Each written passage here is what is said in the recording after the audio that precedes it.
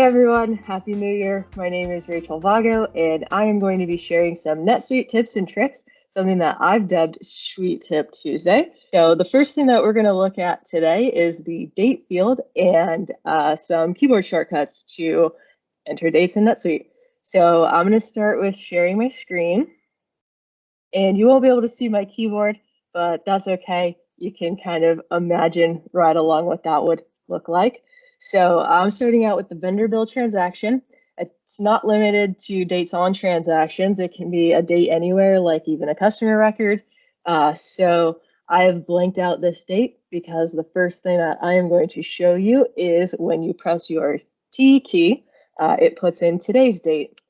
And then if you do a Shift T, it will be tomorrow's date, a Y for yesterday, and then all the accountants in the room, you can press your M key for the end of the month.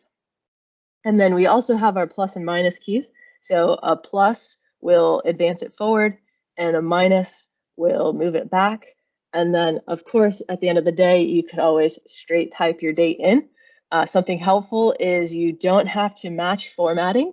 So for example, I can type 12/31/21, and as soon as I tab out, NetSuite will reformat it based on my preferences.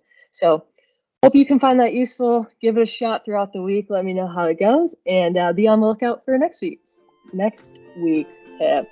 Have a great one, everyone.